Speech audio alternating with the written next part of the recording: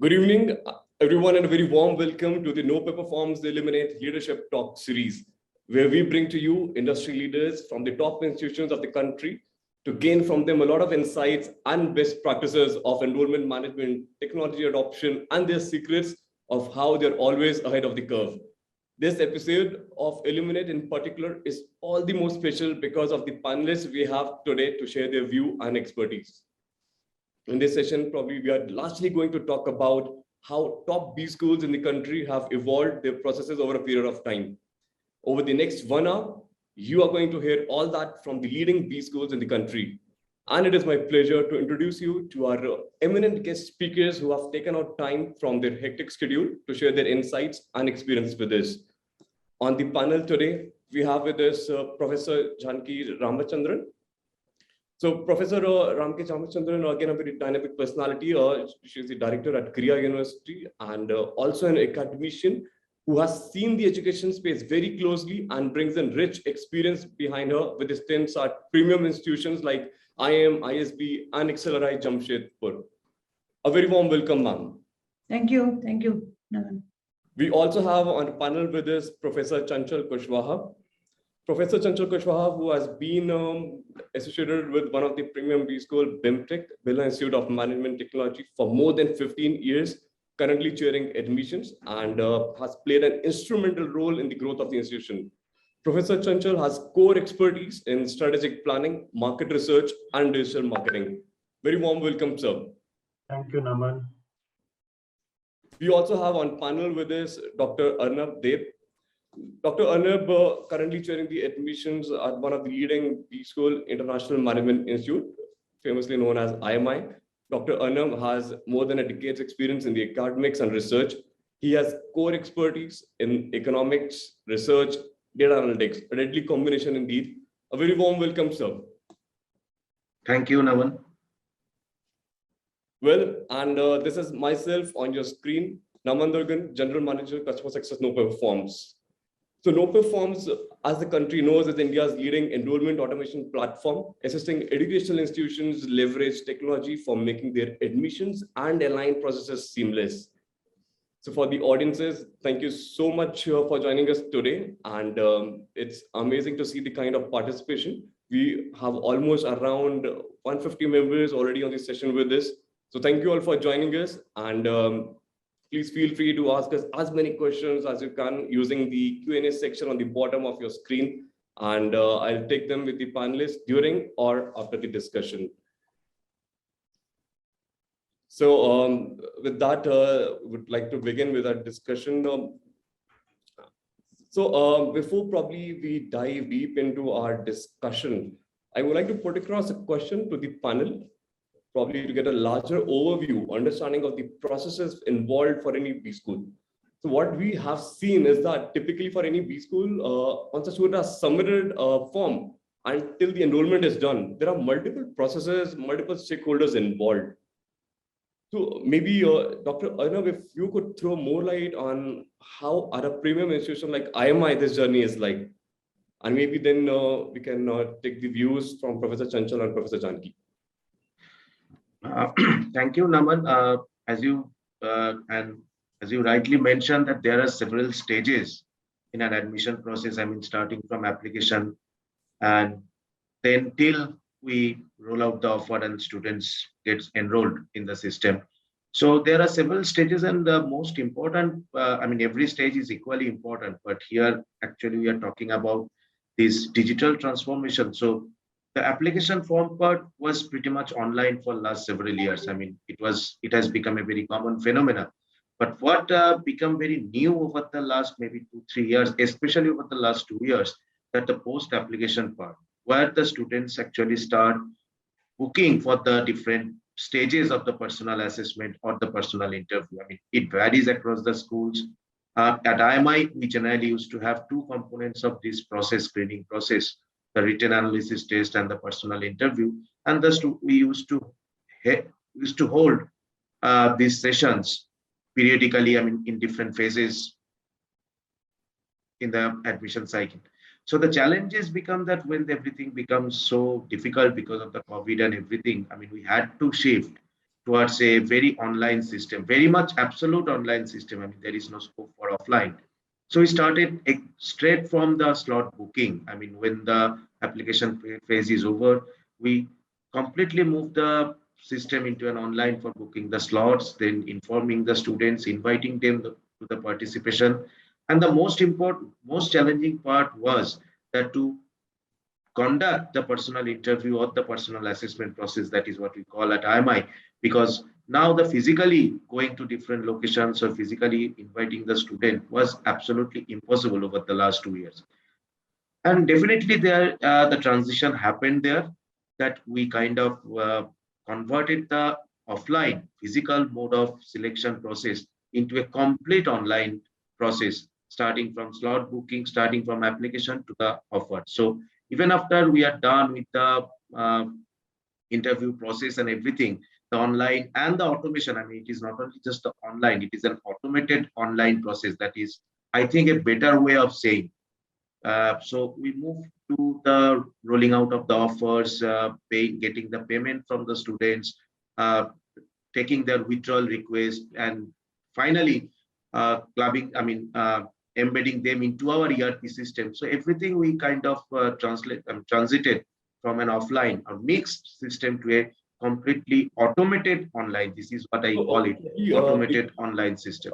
Dr. Arnab, probably I was just trying to make a note of what you highlighted. When you say once as soon as submitted the form, you have a processes like say slot booking, and then probably you said challenges are coming like for allocation of the panel, and then probably interview or the group discussions. So Yes. maybe Professor Janaki, if you have to probably add on to that for a new age university like Krea University, how is it like? Is it different, or you have some other shortlisting process, or how is it exactly? Yeah. So thanks, Naman, for asking that to add on a few points. So what we did is even we have revamped the application form this year to enrich the experience of the applicants. I mean, we even try to reduce the screen time for them so that they will be at the first instance itself, we will have a good image of the applicants and the experience. And then, before we even went on to the interviews schedule booking slot by them, we even did the eligibility for shortlisting applications for the interviews and GD. We even online, we have automated that. In the sense, we had a predefined menu in the system wherein we define, okay, these are the parameters and this is the cutoff. For example, when you look at class 10 academic scores, for each of the qualifications they have, what is the required cutoff, and accordingly, whether the candidate is meeting that cutoff. So we have made a predefined reports. So in the sense, it is not only whether the candidate is eligible for the interview, but also what are the parameters it has looked at, including the date of birth, frankly speaking. Looked at, and for in each parameter, whether the person is eligible or not eligible. And then we come to the overall. So in the overall, if a candidate is ineligible for some reason, why is he ineligible? Even the reasons also we had captured. So that way what happens is the accuracy of the report enhances, and it becomes easy for us like administrators to concentrate on the ineligible applications and then see whether is there any problem with the data that they've given, or is it really, there is some issue. That's why he's not meeting the cutoff. That's why he's not eligible. So we were able to send even the reminders through the system. So that is one of the points. One interesting insight probably, Janaki, you highlighted, right? In order to, probably you are saying you went a step ahead and you have designed the application accordingly to ensure that seamlessness. So somewhere probably what I could make out was idea is focuses more on the quality. Yes. To ensure that post during the shortlisting, you are able to eliminate those rejections. Yes, exactly. Because some people, they don't feel like, looking at the process, which is a very elaborated process. So we try to, minimize it to the extent possible. Because at the same time, we need to get all the data that is required. We can't, just because the quality and the experience of the candidate has to be enriched, we don't want to compromise on what we need. So that's why even the mandatory documents, we try to keep it to the minimum. So, and one more change that we brought in this year is once they complete filling the application form, they were asked to pay the application fee and then make the mandatory doc uploaded. So with the result, what's happening is we know who is the student who is actually really interested in our institute, And then if they have not finally submitted the form, it's only because of the upload of the documents. So we know why they have not submitted. So we used to follow up with them again through automated reminders. So Great. that has helped a lot to increase the number of applications, as well as look at the students, why they are not able to understand the reasons why the person is not submitting the final application. So Great. So probably what probably Professor Chanchal is trying to say is even within the application form, the checks have been defined so that going forward, if student is probably applying for withdrawal or probably is not shortlisted, so that sort of maybe analysis could be generated. yes. Or those checks could be placed, probably put into place well in advance only. Maybe Professor Chanchal, probably if you would like to share views on this shortlisting process, that how it is being followed at BIMTECH, is it different or maybe any, is it how maybe what is being discussed is like the same only? Okay. Your views on it, sir, please. Fine. So as Professor Arnab and Janaki said, like once we have applications with us, so we use this platform for shortlisting based on the given criteria. So so out of the total number of applications based on the given criteria, the number of candidates, those who are meeting the eligibility criteria, are shortlisted. Then these shortlisted candidates, based on the total numbers we have, we try to calculate based on the number of panels per day. Say in a day, we are able to interview 120 candidates, 12 candidates per day, 30 minutes each candidate, 6 candidate pre-lunch, 6 candidate post-lunch. So we create number of panels depending upon our bandwidth of availability of panelists and faculty members. So usually we create 10 panels and each panel is allocated with 12 candidates per day. So we plan the number of slots required. So that configuration is done in the system that in a day, if 120 candidates are to be interviewed, so that planning is done at the back end, and then these students are informed to book their slot as per their convenience. So earlier, what used to be there, like we used to decide upon on which date, which slot a candidate is supposed to come to a particular center for the interview. Like earlier, we were having physical process for the selection. So we were having 15 centers pan India, and 50% of the student used to come to our Greater Noida campus. So there, we were not able to ensure how many are finally going to turn up. It was just based on our guesses or maybe the historical data or past experience. We used to forecast that around 75% turnout would be there. But in this case, we are ensuring by giving the window for the applicant to choose the date and the time for the interview, because the process is going to be online. So these applicants are asked, those who are shortlisted, to choose the preferred slot. Then once we have that data, within the given window, we reschedule their calls for the interview process. So they are informed through mailer and SMS. And then at the back end, we align the number of faculty panel-wise who is going to conduct their interview process.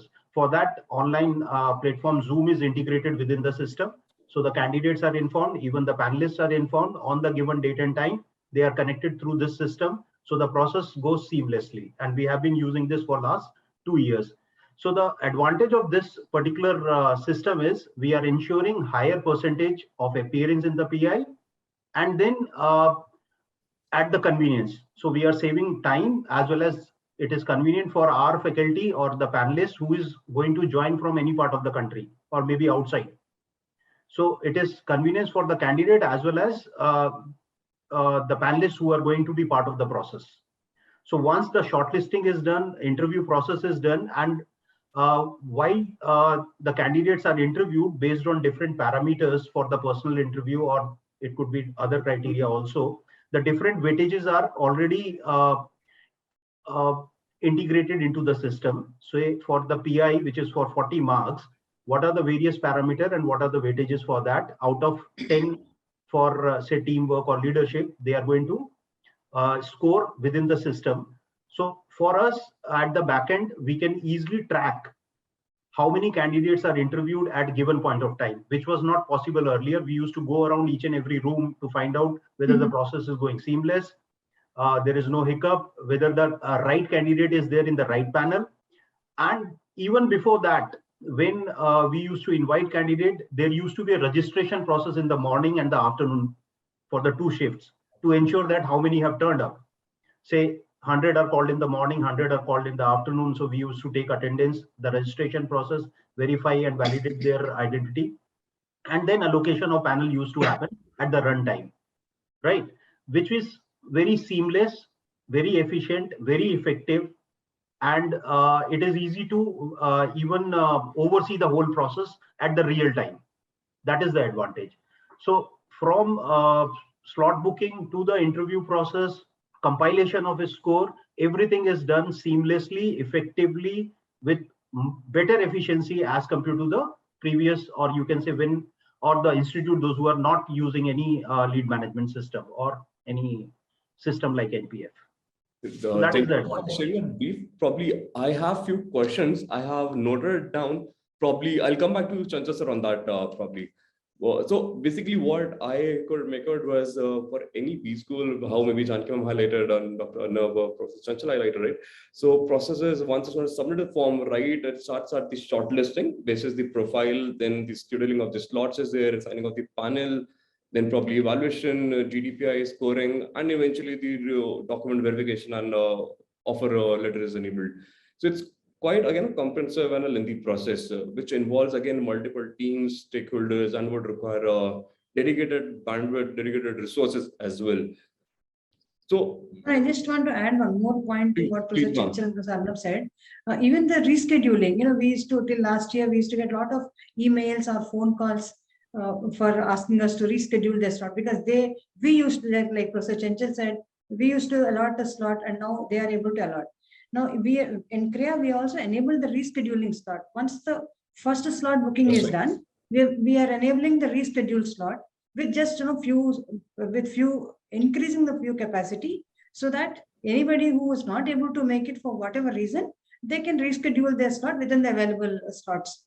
So that is another feature we have. We also do that. We also do that, and it has reduced the telephonic numbers, and yes, just 5% what we used to have. I'll come to that point, sir. I would just like to add one point before to what Professor Ramachandram and what Professor Kushwaha mentioned, that this entire thing is possible, and this is very common across, I think, all 3 schools we are sitting here. This is exactly happening because there is a cloud-based data. Yes. So that is very important. We don't have to go back to the files. Who are missing, who are not absent, who are everything. So in one single click, actually, we can get the entire list of absentee, and within 5 seconds, we can send a communication from our database. So no, that traditional mail merge or all those kind of old technique, we don't have to use. So that is a big operational efficiency. It is saving a lot of time, number one. And second thing I would like to add, I think entire process that I think we all missed that there is a very important component of this entire process, that the verification of documents. Yes. Generally, what we did, unlike previous years, what used to happen, the student used to come with the original documents on the day of the interview. A set of people used to see it, look at all numbers and everything. But now, given this online platform and everything, and in a very pre-planned manner, so now the students can upload those documents well in advance when they are booking the slots.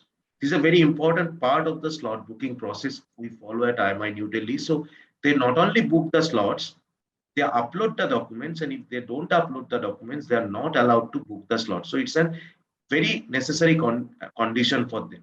So what is happening, I'm talking from an operational efficiency point of view.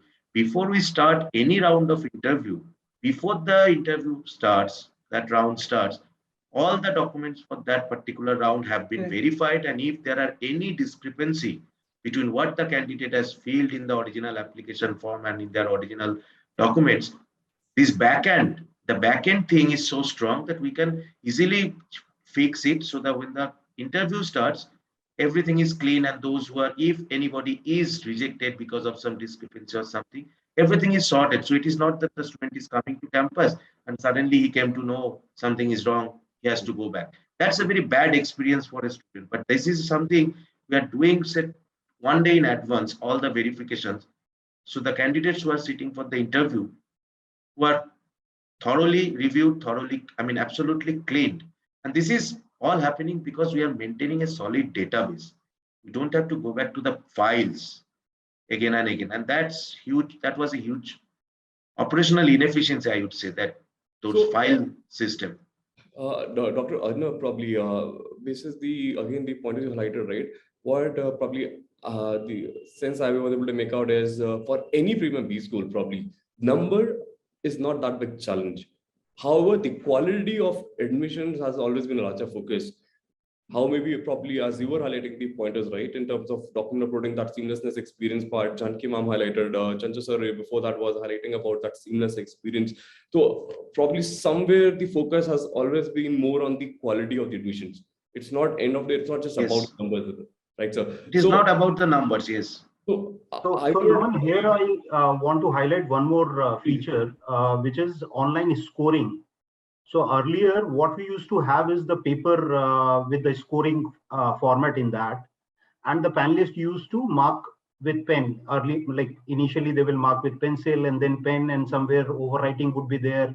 They have to mark absent by cutting or marking them as absent, and then we have to punch in that data. Now everything is coming into the cloud at real time. We can check, we can see, and it is error free. And there is no, you can say, intermediate intervention. So what panelist is punching in, that is ensuring that that is the right mark which is punched by the specific panelist. And we can download that data, or we can have that data in the system for generating the PI score or the weightage given to the PI score. So that used to be almost a week-long task for punching in 2000 data for each candidate, 2 panelists, 5 parameters. So that used to, and somewhere because while punching, the data entry operator is tend to do some, you can say, at least minimum of 1 to 2% of the error. So that whole process has gone so smooth and error free. That is the advantage. And that 1 to 2% of say around 3,000 odd student is very high. Yeah, it is very high. Absolute and number. Then we have to do the cross-checking process also. Maybe Chanchal sir, this is Random again checking. interesting, very interesting point that you highlighted. But before I drill down into that, I wanted to maybe I would have a maybe Dr. Arnab, one question to you probably. IMI being one of the again leading B schools in the country, how was that transition for you there? What sort of initiatives were taken? How you were able to initiate that change from that transition to probably traditional offline driven modes of selection process to online? Any like was the team able to adapt? I have to go back a bit in the past that these few things we started way before the COVID, especially this online evaluation. We started it way before COVID, when the faculty member, even if we used to do physical, I think from 2018 onwards, faculty member used to put the marks online. But honestly, we are a bit apprehensive initially. So we used to use a backup, a pen and paper thing. But then suddenly COVID happened, there is a sudden lockdown, and we had no choice, and we completely shifted to online. And understand that what happens that whenever this kind of restrictions actually give us the opportunity to do something better, because our first admission cycle during the COVID where every faculty member was at home, it was not possible to send them the files. So we had to believe on the repository, we had to believe on the cloud. So we redesigned the cloud. We redesigned the evaluation parameters. We redesigned the platform. We redesigned the UX from a panelist point of view. That was very important, because unless and until the UX gets better from either side, from either party, may it be faculty panelist or may it be the student. So we completely revamped our platform. We completely revamped our structure. And it is not just led by me. I would like to mention here that it's a very collective effort, starting from the admission committee and then supported by the entire faculty pool of IMI New Delhi. So it is not only one person, one man army or something like that. It is something that everyone, we accepted these changes. Yes. So we revamped that entire evaluation parameter, evaluation page. And not only that, what we did that along with that evaluation page, now a faculty panelist, suppose I'm interviewing say Naman. So while interviewing Naman, I can see everything about Naman on the same page. I don't have to navigate across multiple pages. I can see everything starting from his original application form to a simple PI form we call, what he fills and upload. So everything is visible on a single click, all are in view only mode. So these things we actually kind of redesigned, we demanded, we thought that this could ease the faculty member to experience, I mean, faculty members experience to do that interview. And then definitely the Zoom integration, that's a different part altogether. That was obvious.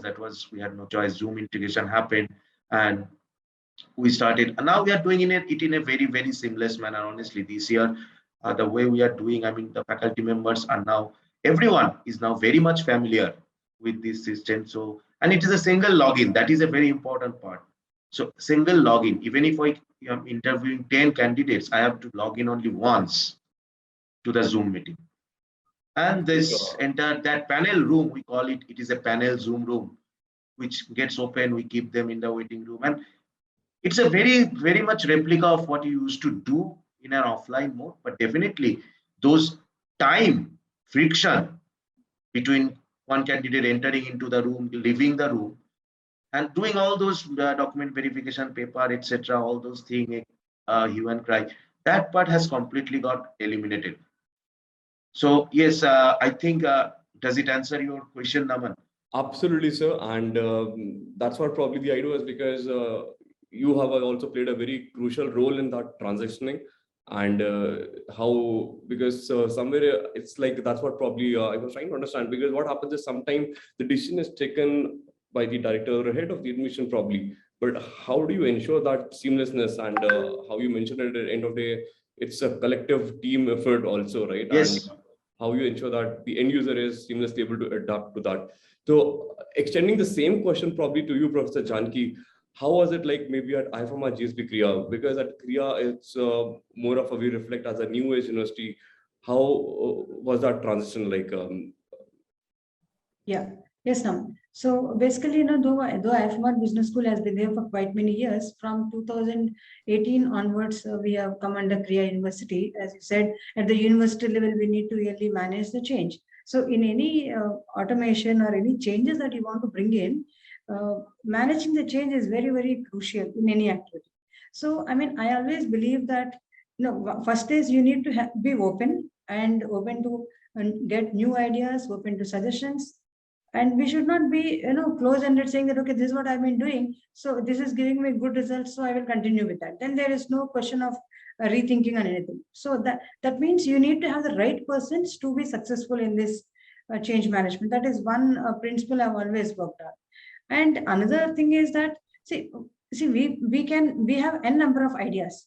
But before we throw that idea in the with the internal stakeholders for discussion, I always believe that first we need to discuss with the internal admissions team, be it with the admissions team, administrators, managers, and executives, or it be the admissions committee, whoever it may be. First, you brainstorm on all those ideas and get to understand, okay, if this is the process that I want to change, what does it involve? It's not just we throw everything to the service provider. They will have their own suggestions, definitely. But unless we are clear in what we want to do and that we are able to communicate to the internal stakeholders well, and then they see the value, especially the admissions team members, they need to see the value and they need to get motivated, involved. Otherwise, people think that job is it's very insecure that way. So that is another thing, we as leaders will always should work towards how is it going to help the team performance as well as the university and the organization that you are working for. So it will enable the professional growth as well. So that is another change management. That's how we manage. So what we did was, as I said, we brainstormed what are the changes that we want to bring in. We put a set of activities as separate modules, and we have followed a modular approach. And within the modules, we have kind of prioritized. Okay, can we do all this within 1 year, or do we want to first test these and then look at what else we need to do? So that modular approach has really helped us a lot, and we were able to achieve what I was about to tell you. I have told you earlier.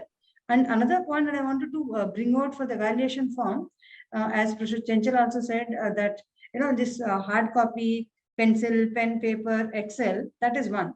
And now in the online mode, what happens is we are defining the parameters and the rating scale. So if the rating scale is 1 to 6, And now each institute may have their own rating scale. For example, one institute may say, I don't mind taking the decimal points, 1.5, 3.5, or maybe 2 decimals I don't mind taking. So that way you can define what is the rating scale that you want to, and then if you feed in that as a drop down, there's no chance of errors. So that way, whatever is keyed in, and even the evaluators also would know, suppose if I don't want to take decimals, then decimals will not appear at all. So otherwise in pen and paper, I remember in 2019 when we did manually, so we used to have like Professor Chanchal said, there's a lot of overwriting, and some people put 0.25, there's no consistency across the evaluation. So that has really helped us a lot. So this is how we have managed the change. And then it's not only in the applications management, even in the entire admissions process was revamped, keeping these principles in mind. Perfect. Thank you so much, Janaki ma'am. Few interesting takeaways, probably what you have mentioned. You use that phrase change management. Interesting, I guess, takeaways, what I've tried to note it down also. Important to first define the process, that this is the process we have in order to get a larger visibility, transparency. Defining the process, this is the process that we follow, and defining the goal. This is the goal that we're trying to achieve. It's important to define that goal, what we were initially talking about initially. Is it the numbers, probably are you running after the number, or our focus is more on the quality, seamless experience? So defining that goal. And the second, ma'am, you mentioned about communication to the stakeholders involved. Very crucial part, which initially Chanchal sir also mentioned, and probably Dr. Dev also was trying to reflect on those lines, how end user was able to use it. So communication to all the stakeholders involved, so that you have a buy-in of all the teams and everybody's on the same page. And you mentioned other interesting points related to value-driven approach and module-wise approach, modular approach, so that focus is there on the key areas. Nobody loses the focus. Great. Thank you so much, Janaki ma'am. Coming back to you, Chanchal sir, you had initially highlighted, you were mentioning the processes, slot booking, version of panel, and scoring part, how it was done initially at BIMTECH offline, you were comparing it. Just wanted to understand from you, in probably when it was an offline, how was it like once a student has been shortlisted or probably submitted the form, from that till offered stage, how was that window like? Was there a defined window, or how was it? How much time probably you want to take typically for any student?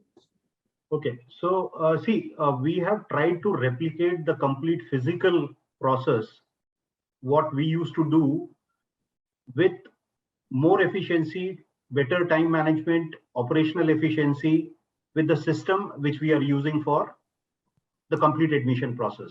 So online application form and then the shortlisting process used to be there. But once we schedule the interview, giving them the time slot for appearing for a particular day and time, you need to look into from the perspective of the applicant.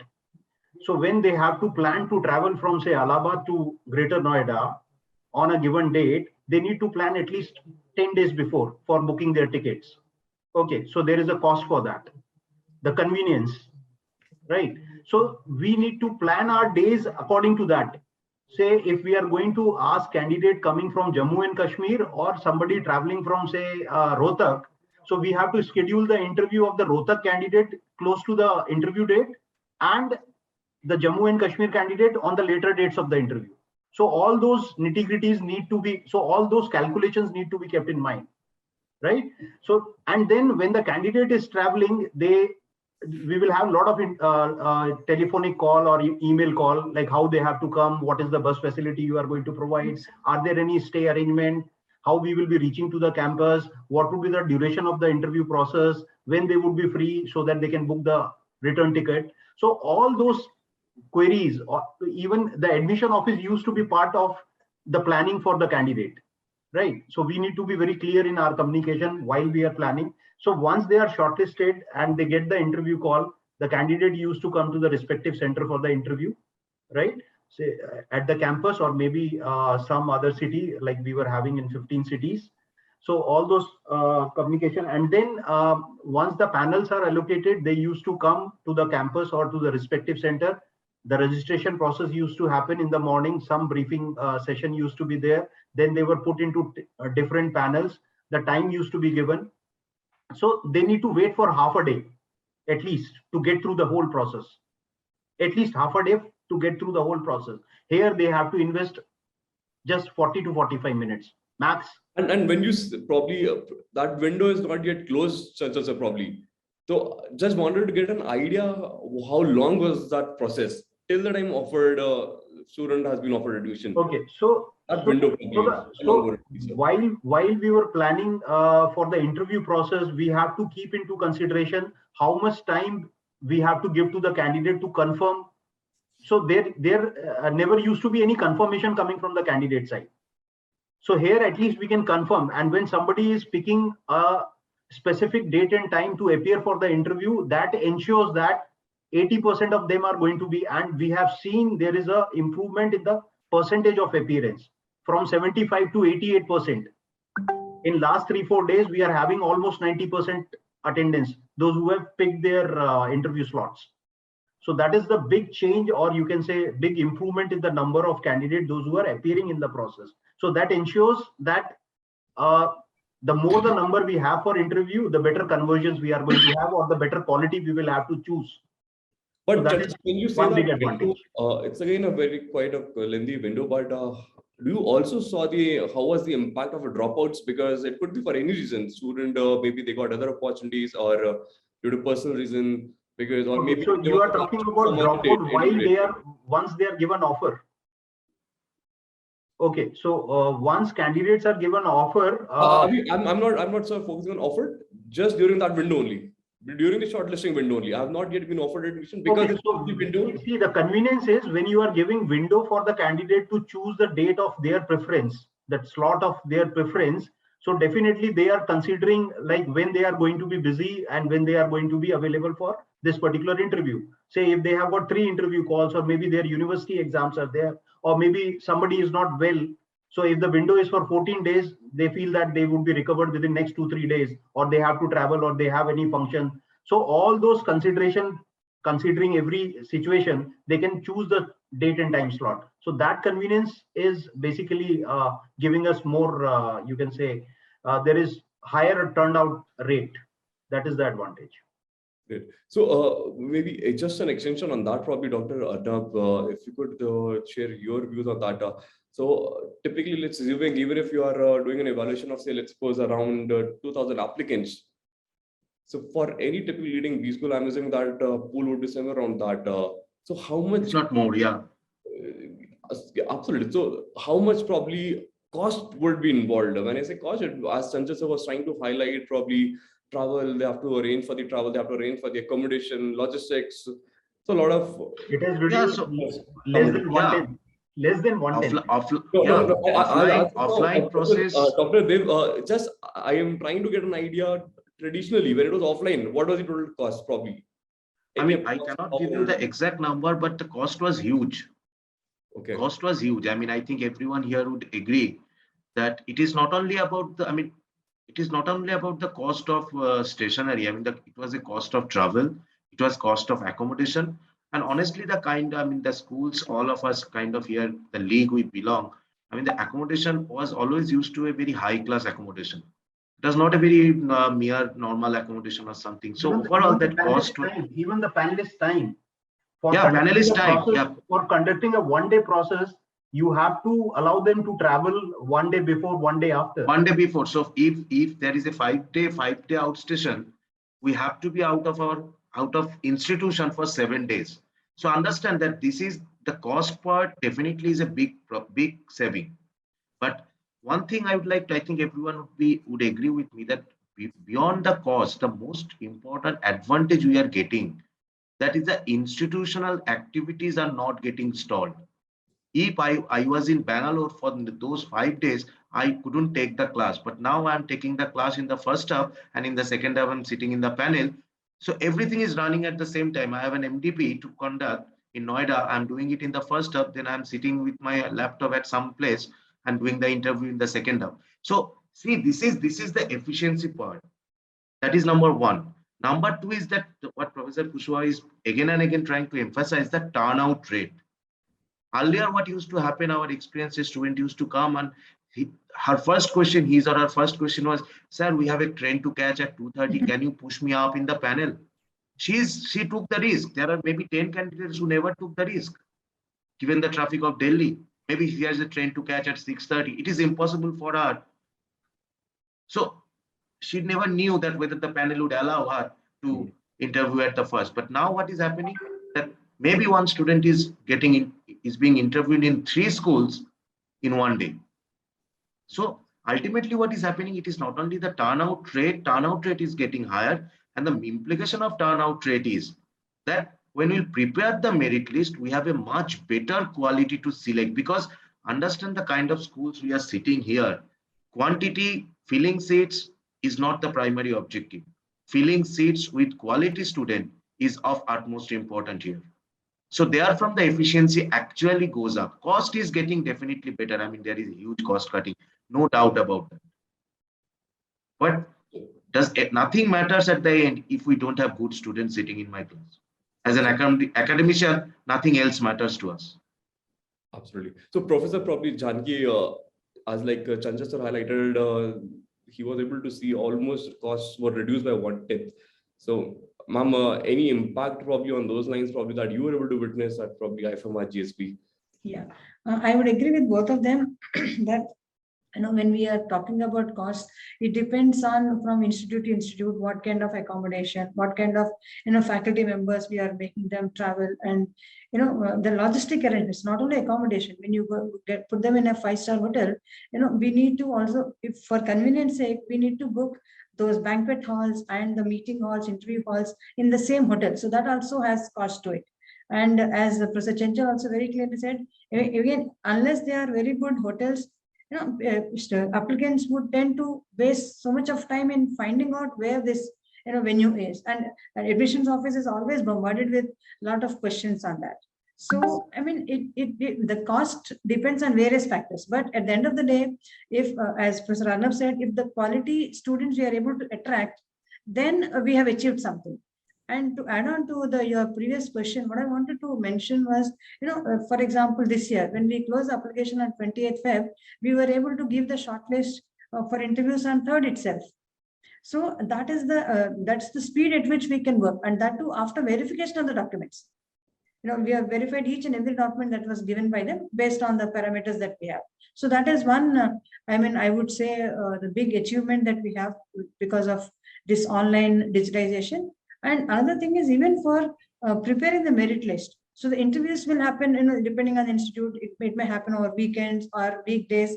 But when we already have stage 1 score, we call them as stage 1 score and stage 2 score. Stage 1 will be all your academic credentials, work experience, competitive exam, various other parameters. So if we have that report ready, once we shortlist the candidates, while the candidates are being interviewed, or there is a window of 2 to 3 days time, we give it to candidates for booking their slots. Those 2-3 days can be utilized by the admissions team to make the report. We call it as weightages report, of course, and people have some different names. So the stage 1 report can be already made ready through the system, and verification for accuracy can also be done. So that way, what happens when the interviews are done, and we also we request our panelists to enter the score, to key in the scores immediately on the same day after the slot is over. And like Professor Arnab said, it is very convenient sitting in the same place. People and faculty can take classes in the morning and do the interviews in the afternoon. So we don't. So the days are gone where we say, faculty member, you have to do interviews the whole day, and they will also be tired talking to candidates continuously. And the quality productivity also reduces because of that. So we also have adopted slot pattern, morning slot and afternoon slot. So with the result, suppose that the morning interviews are done, by 1 o'clock the interviews are done, by 2, we have the scores in the system. And that gives them a chance to discuss among the panelists also, okay, this many candidates we have interviewed, or the quality has been by various other parameters.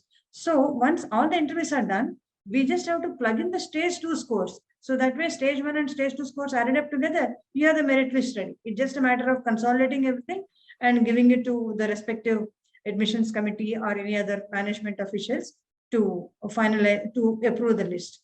And one more point here is, see, earlier when we used to do everything offline, one has to prepare, like Professor Arnab said, mail merge, make the letters ready, add their addresses, and then also give them various other information about when will your offers come? So now what's happening is the offers, we have stopped sending offer letters by post or courier. Everything is through email. So the moment list is finalized and approved, maybe in the next 1 hour or so, the offers can be reached out to this candidate. So that way, the decision-making power has also increased for the candidates. And that is, I think, one of the very important parameters that a candidate keeps in mind. Okay, I want to have 4 or 5 offers with me, and then I want to decide where I want to, which offer I want to accept. So I stop here and I guess 2 pointers I've noted. So before I continue with that, I was looking at the participants. Probably already we have as of now 110 active participants on the session with us. I request all the audiences, probably please feel free to ask questions. You can click on the Q&A button at the bottom of your screen, and I would be glad to take up your queries with all our panelists. So Chanchal sir, probably I would like to have a quick question with you. Probably Janaki ma'am also tried to highlight how stage 1, stage 2, we have a shortlisting process. We're in stage 1 focusing on the merit list, basically data, whatever student has uploaded, and the stage 2 is basically processes further. Again, a very diligent process which requires a dedicated resource or minute observation also. And as earlier you also mentioned, traditionally probably it was done manually. Somebody would do on paper or Excel, and then somebody would end of day collate all the data. It was given to the directors and then uploaded in the system. So the chances or the scope for manual error was way too high. So how was it earlier? Was there any checks placed? How you used to ensure that scores are genuine? Was there any probably audit involved? How you used to ensure that seamlessness? Okay, so let me share one scenario with you. See, in our application form, we offer candidate to apply for 4 programs in the order of priority. They can apply for 1 minimum and maximum all the 4 programs in order of their priority. And there are multiple eligibility criteria. Now, suppose if a candidate who has applied for the flagship program where the CAT score is required, but he or she is also going to appear for the MAT or the CMAT. And they have also given a second preference for a program where the MAT score is considered. Now, this candidate could not get shortlisted because the low eligibility required for because of the eligibility required for the flagship program. So the data is there in the system, right? So earlier, what you used to do is put different filters, cull out the data, store that in different bucket, and then we wait for the result, download the result, integrate the result with the application system, or you can say the Excel file. Now here everything is there at central location on cloud, and you can park information at different stages. The candidate has moved from application stage to the shortlisting stage, from shortlisting to the interview stage, and then the offer stage. But somebody who is not shortlisted, but he could be eligible through different other eligibility. So that is one advantage which I see. Your the pool of candidate, you can use the maximum out of it depending upon the different eligibility criteria, right? And the whole data is integrated, and you can download data, or even you can view data at different stages, like how many are shortlisted, how many are interviewed, how many are offered, how many have remitted fee. So everything is there at your single dashboard. That is one big advantage. Absolutely. Probably Janaki ma'am, Dr. Arnab, any probably your take on that? How? Yeah, I equal the same points that Professor Chanchal has mentioned, but just to reiterate that, see, earlier though there were offline interviews and pen and paper type of work, see, it never used to be completely manual. Of course, MS Office has given that advantage to us to use the filters, a lot of macros and everything. But even then, the checks and balances has to be put in place for the data as well as the analysis. So that is like, somebody has to think through that and put the checks and balances. And because of that, what happens is, naturally, when you are checking it manually, though it is through an Excel or any other tool, it takes some time. It definitely takes long time. And but we can ensure that there are 0 errors. But even then, it's all manual. So online process has definitely, I would say, zeroed in that errors, because the input that you give to the system is how you get the output. So while giving the input, if you are careful and if you have, as I mentioned earlier, if you have brainstormed it well and you have looked at all the scenarios, and of course, service providers also, they give the test scenarios. If that is done very accurately without any 200, with 200% accuracy, then we will just say that it should go very seamless. So that is how we need to work on that. And also, I feel, we are living in new normal now. So because of, and the online has become the way to go, and if not the if not the offline interviews, so definitely all the administrative tasks will continue to be online, because it adds a lot of value, and the valuable time of the team members and the faculty is saved in various ways. So it's just that we can go with hybrid model is what I feel. But ma'am, even probably we have covered about that costing part, and probably what initially Dr. Dev was trying to highlight in terms of dropouts or no-shows. Any improvement on that angle probably you have seen when yes. of the process? Yeah. Earlier, there were Reschedules, not as I said, we also enabled the reschedule this year. And because of the drastically, in fact, I would say, opposed to so many mails earlier, now in a day, at the most, we may get one reschedule, but that they are able to do it in the system. And the email alerts are also built in. Once the student and once the applicant puts his selects the slot for rescheduling, an email gets triggered to the admissions ID. So end of the day, you collate on that, you generate the report, and accordingly rearrange the panels. So that definitely has improved. And because of that, as Professor Chanchal also said, because it is a choice that a candidate is making, now there are, at least I would say, so far 3 days of interview, I've seen 95% attendance. So probably today we say that probably NPF NoPaperForm, we are working with most of the top B schools, and we are proud to be a partner. But however, I remember during the initial days, probably when we used to meet and we used to discuss with any of the leading B school, we observed that there has always been a notion that physical processes are better, probably as you are able to judge the quality better during the physical interaction, because the applicant is actually sitting in front. So it's easier to judge the quality and shortlist him or her accordingly. So how do you balance that probably now, maybe? Is there any change in that approach, or how is it probably? Dr. Dev, probably if you can share your views around that. This is a very subjective question, honestly. Yeah. Because where from you are coming, I understand that whenever I am seeing a person I'm interviewing a candidate in person, the candidate is just facing us physically, which might create some additional stress, or which might create some additional other emotions between the panelist and the candidates. So that's a completely different experience.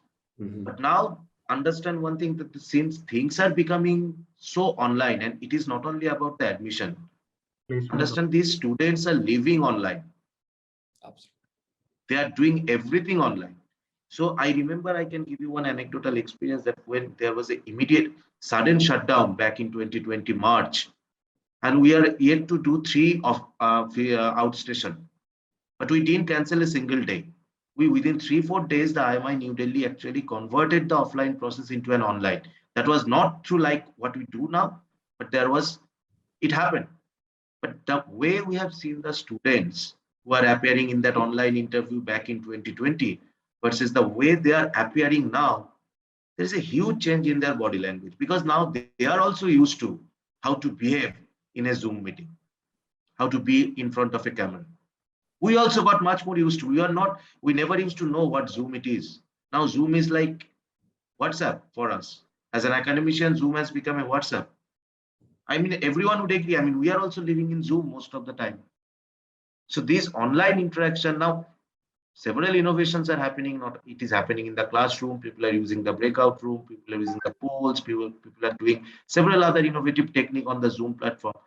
So overall, the system is actually getting into both parties, not only us, but also. But so that is why I said it is a bit subjective, but definitely our first experience back in 2020 versus our recent experience, we had around 12 days of interview over the last 3 weeks. Definitely the convenience, I mean, the comfort level, at least in my opinion, it is much better as compared to that time. Great to hear that, probably. So, Professor Chanchal, maybe we were talking about that transitioning, and we have probably seen it how at BIMTECH, maybe the faculty part enablement or the faculty ensuring that they are able to use the platform, they are able to score seamlessly. And majorly what we have also observed is evaluators would be somebody, probably a senior faculty.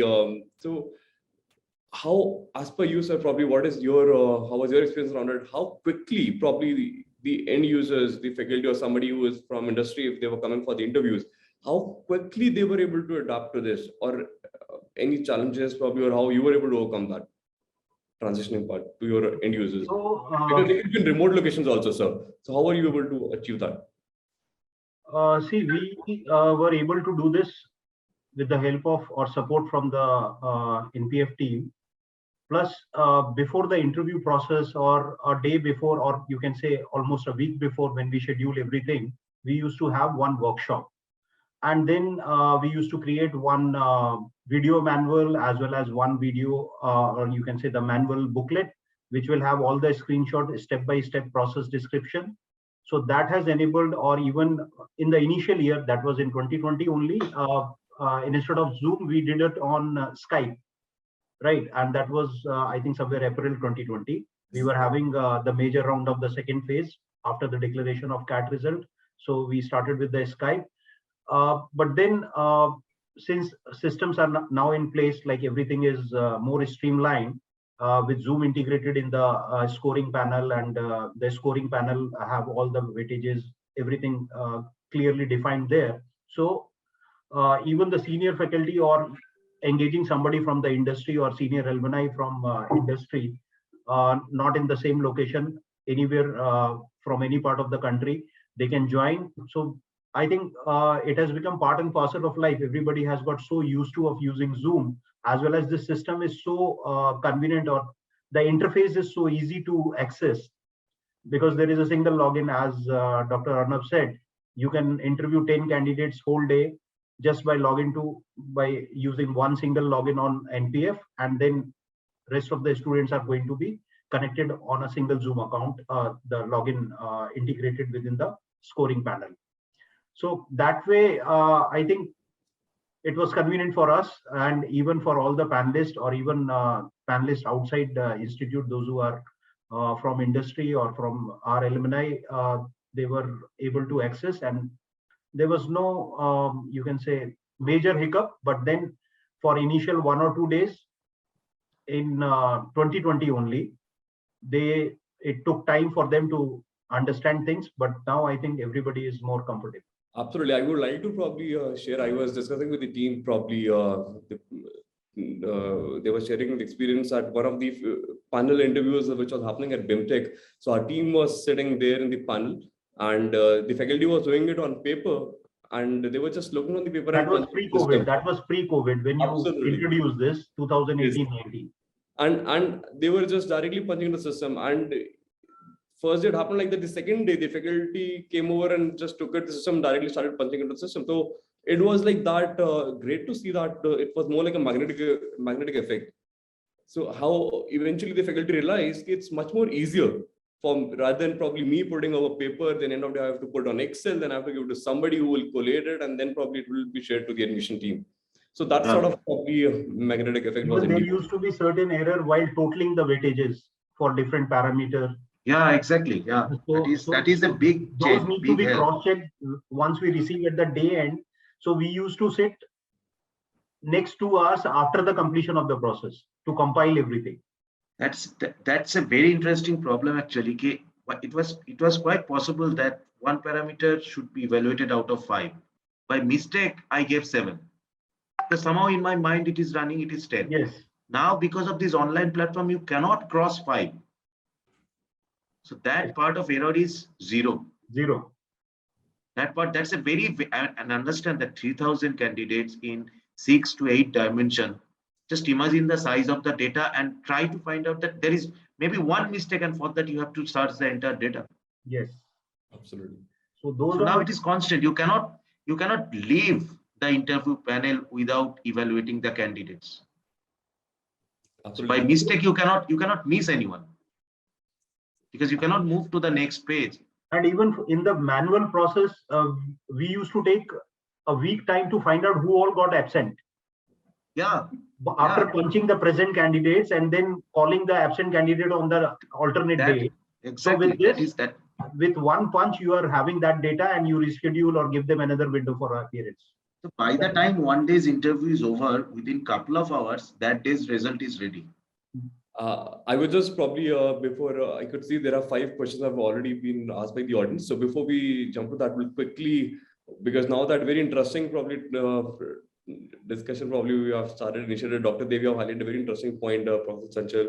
So when we say that probably as you were highlighting a student, there's no, basically what is happening is it's ultimately leading to a broken experience for any student. It's like all the communication on separate platforms via email. If student has missed the email, there's no communication. And that's why the students were not able to attend the interviews, or maybe there was a delayed turnaround time because of manual processing.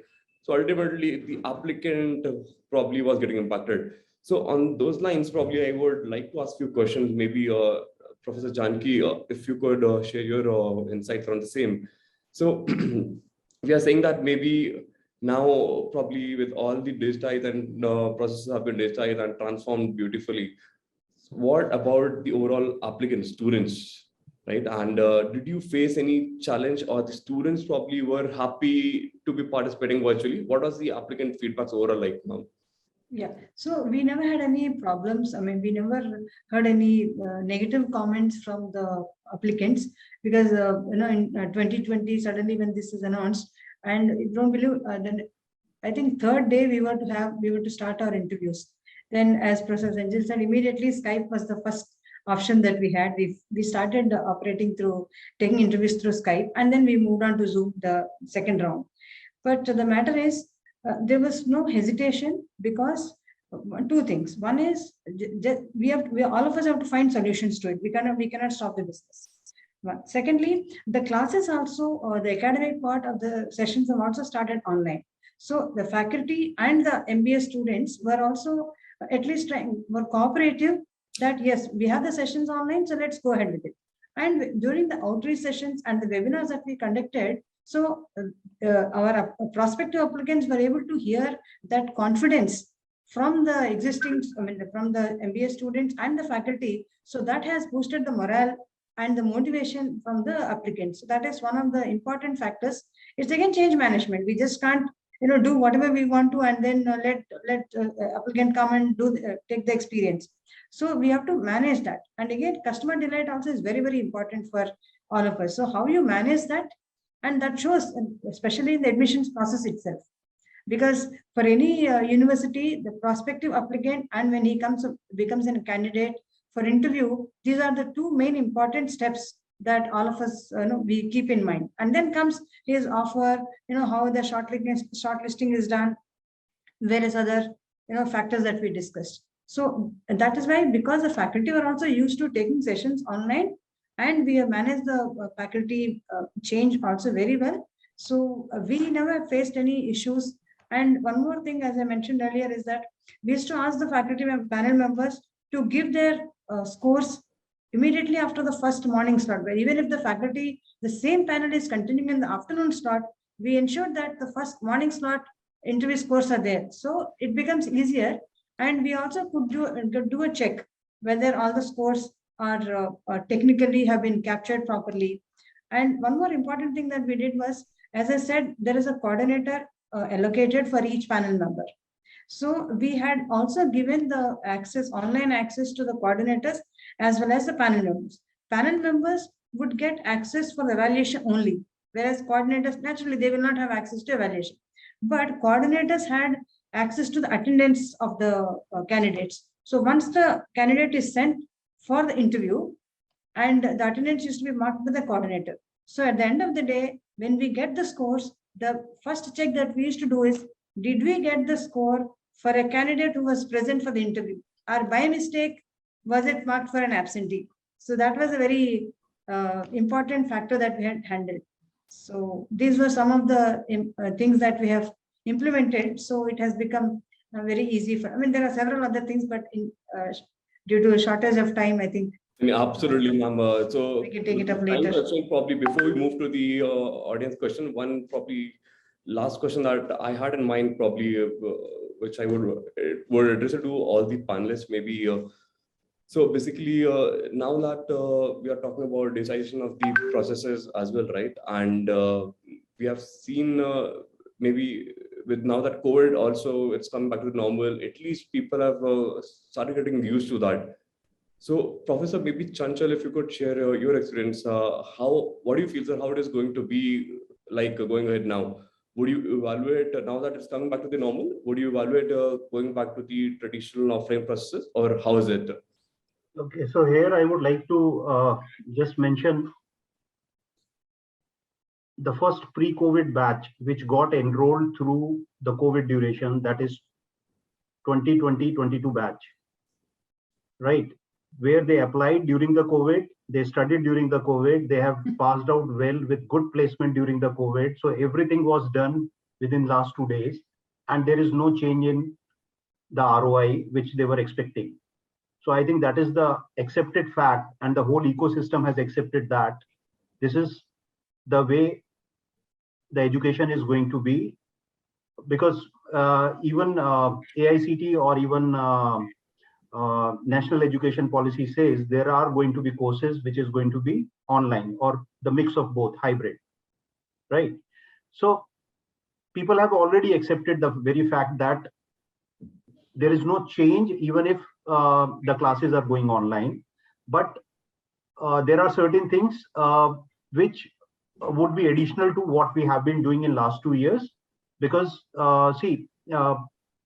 candidate would love to come to campus to see all the facilities, to meet faculty, to meet students, but then we are facilitating everything using technology so far.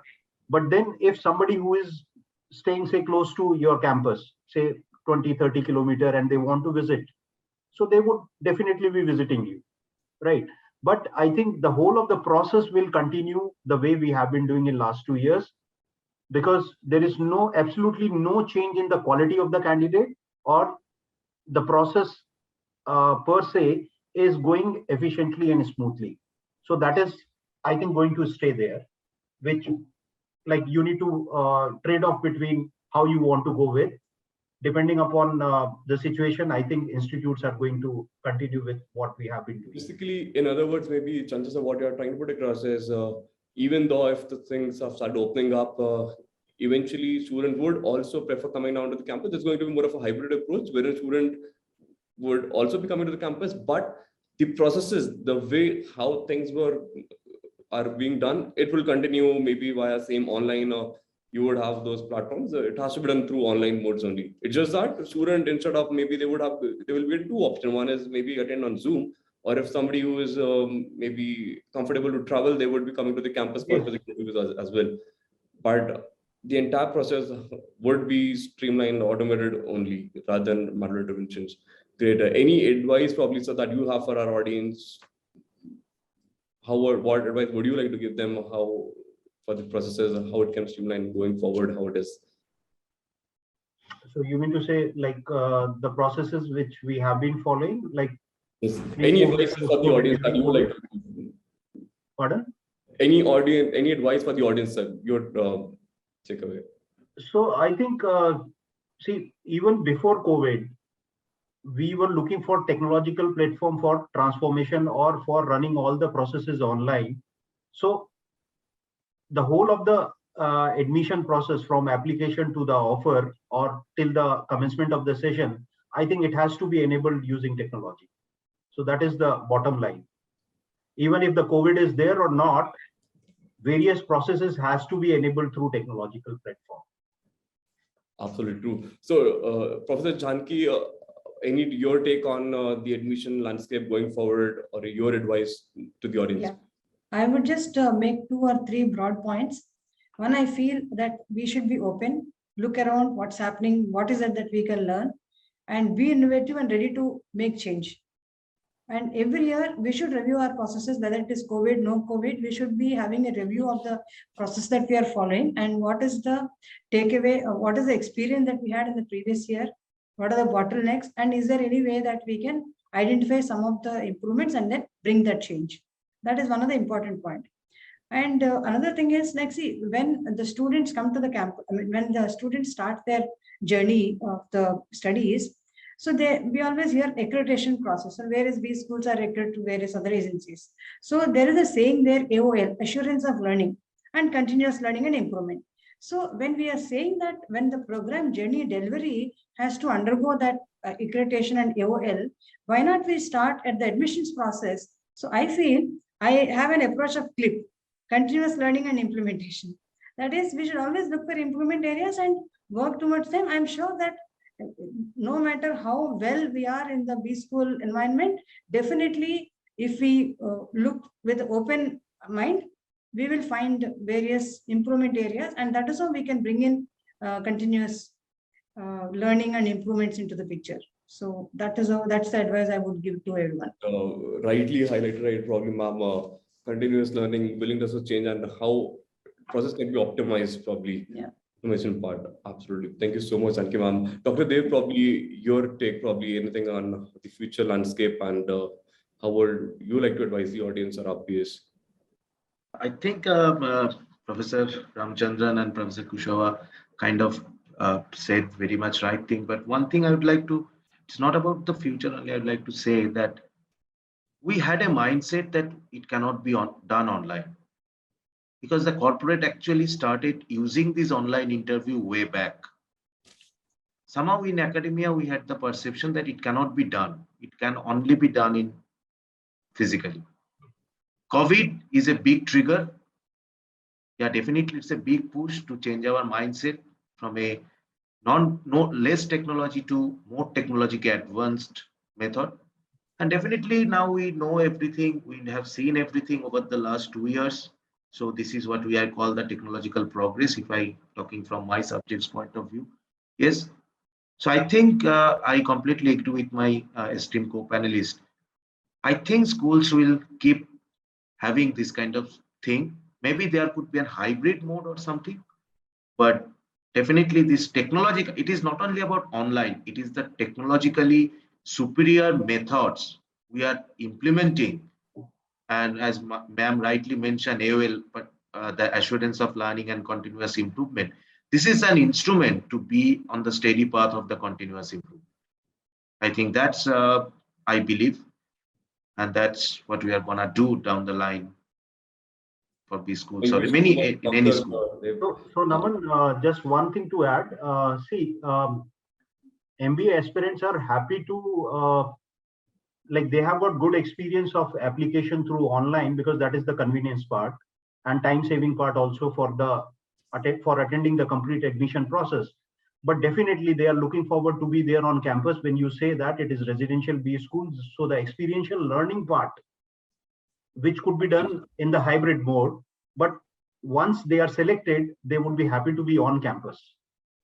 Though like things are moving from offline to online, but then it is again returning back. But hybrid is going to be there, because ultimately their work culture in industry is going to be hybrid. Because I think what you are trying to mention that especially the learning part, I mean, this admission part is a short-term thing. Yes. But the learning is for 2 years. Yeah. Absolutely. There, I think the substitution, I mean, we cannot just compare that part with this admission. That I completely agree with that. Clearly define like why this process need technology, or because there is a convenience, there is a time management, there is operational efficiency, effectiveness for both the stakeholders. Whereas for the 2-year learning part, where it could be online, offline, if suppose they want to have one course from the Harvard, so for efficiently managing it, it could be in the online mode. But when they are on campus, where they have to listen to somebody coming from PepsiCo, or if they are there on campus, their experience would be different. And also we cannot ignore the value we add when we are in the classroom physically. I mean, I guess this is something very different. Dr. Dev, maybe I had decided to wrap it up, but maybe Chanchal sir entered a very interesting discussion. So just one last question to the entire panel. And great, now that probably time, we're talking about time, effort, money, student experience, all sorted.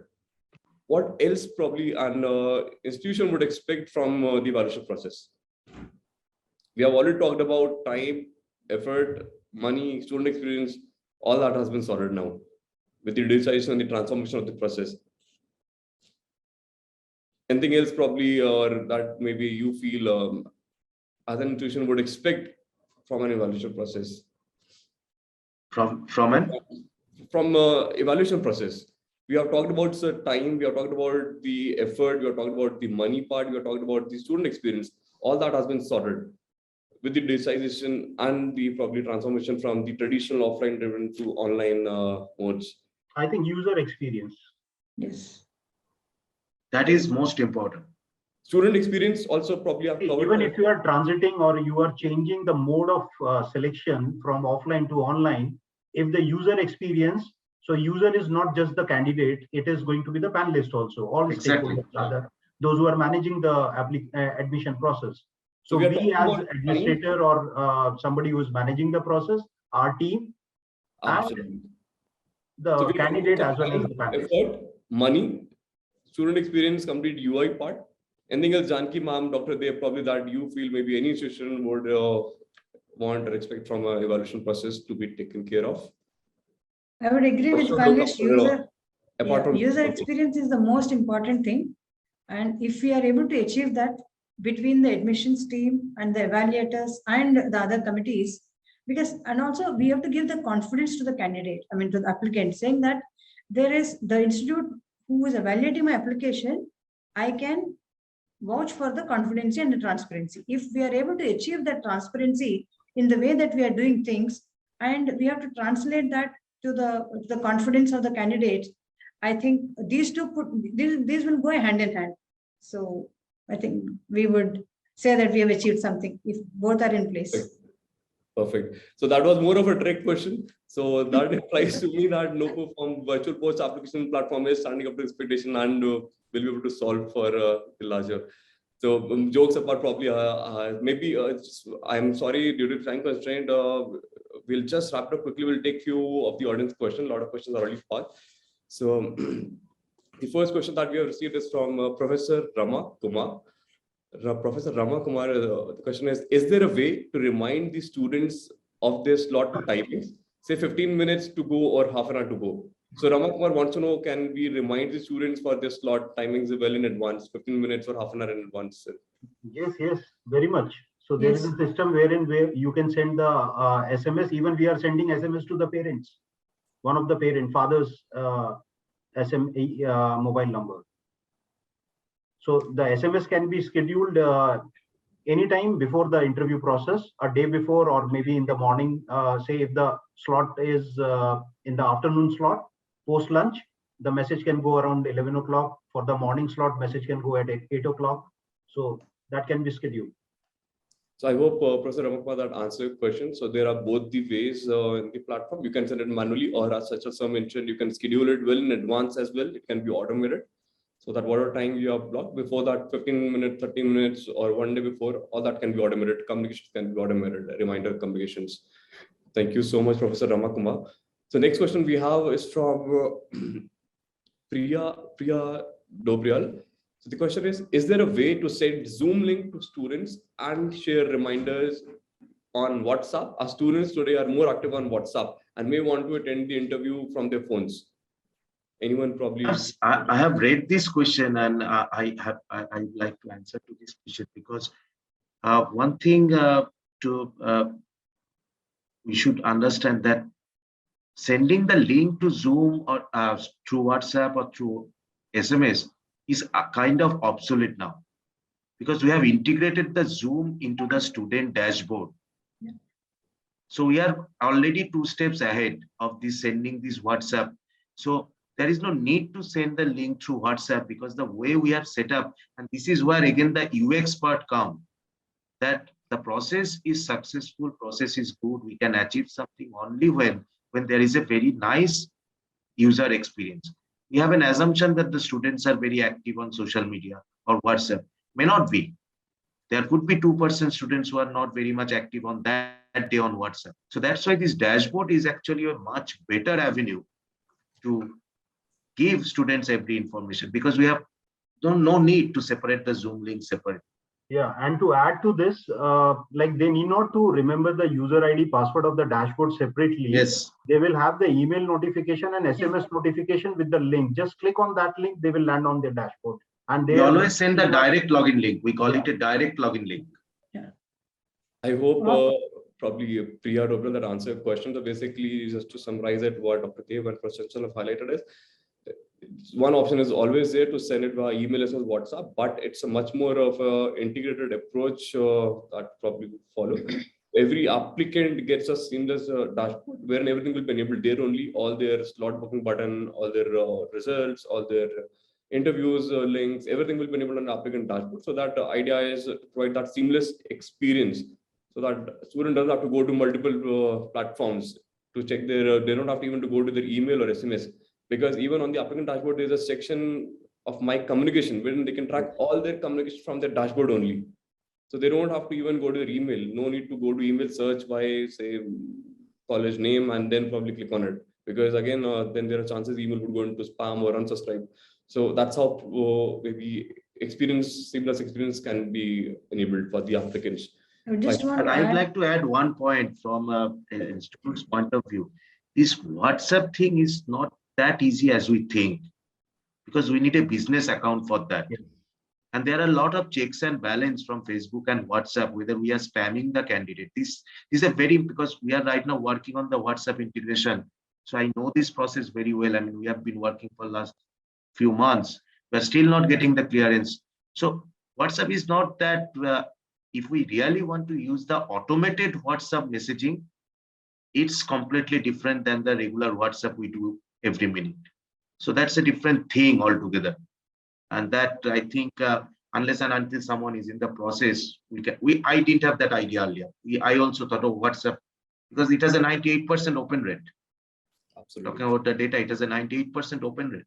So what Dr. Dev is trying to highlight is WhatsApp is basically a process-driven approval wherein you have to get the approval from the Facebook. Once the Facebook approves, then only you will be able to send it via business account. So you need to ensure that you have a business account first, it's approved, wherein there also Facebook has a limits defined per day limit, which eventually is increased, and there is a monitoring of the performance.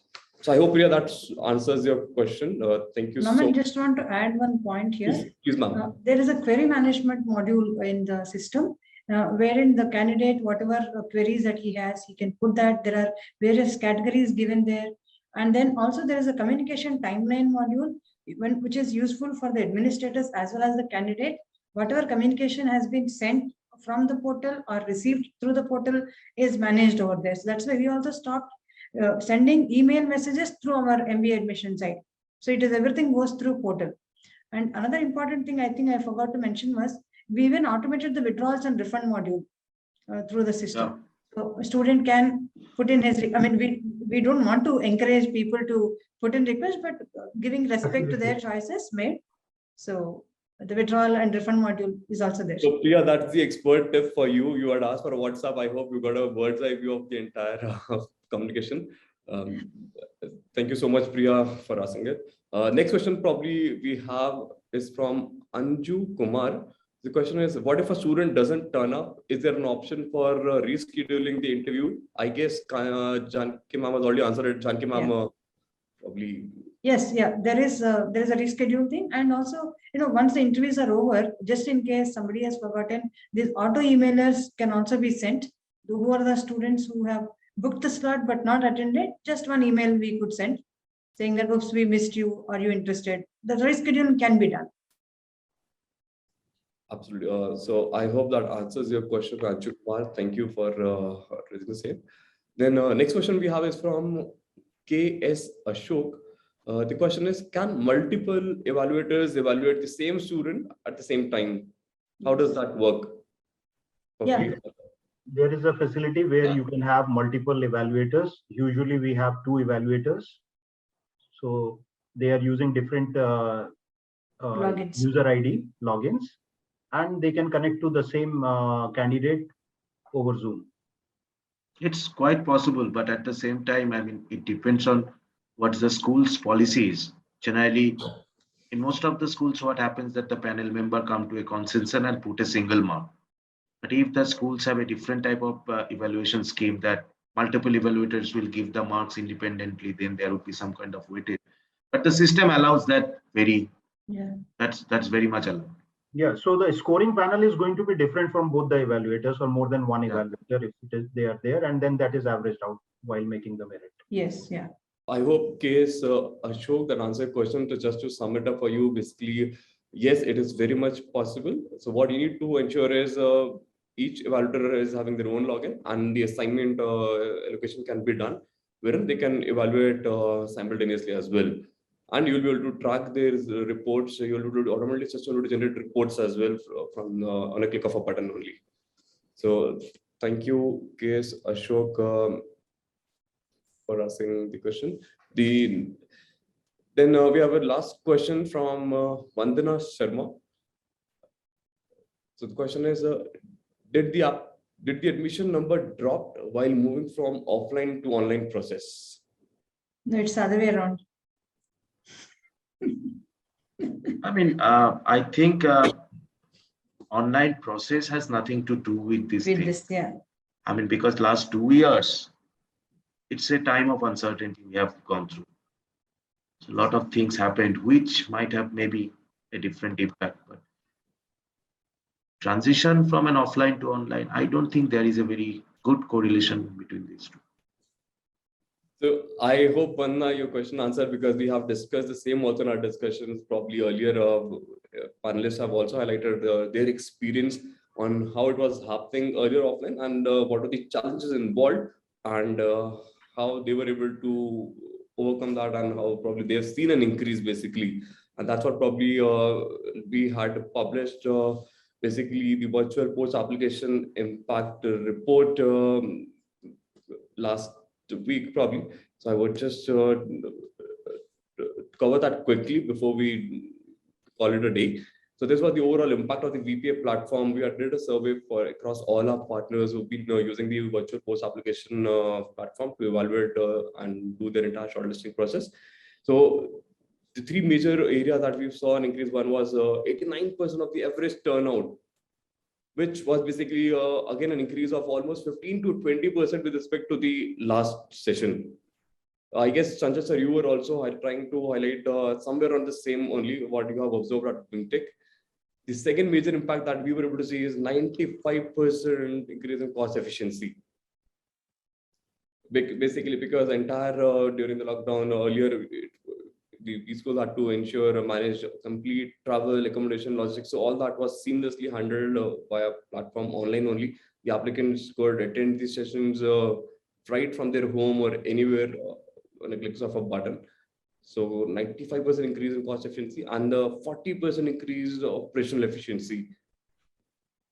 Just by ensuring all the wherever manual intervention was involved for allocating, for scoring, downloading data, uploading to the system, collating. So all that was eliminated, and which also gave a larger bandwidth to the admission teams to focus more on the other key areas, focus more on the analysis, focus more on the quality, rather than probably getting choked more on handling the offline or manual processes.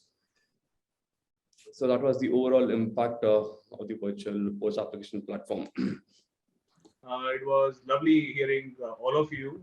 We had our set of learnings. Thank you, Janaki ma'am. Thank you, Chanchal sir. Thank you, Arnab sir. It was great hearing from you. And in Illuminate, we make sure that we involve a lot of people across the industry, across dimensions, to join us and hear us out, take learnings and insights from the leaders across. We'd like to invite you yet again in the next Illuminate sessions going forward. So thank you so much. Thank you to the audiences as well. See you next. Bye-bye.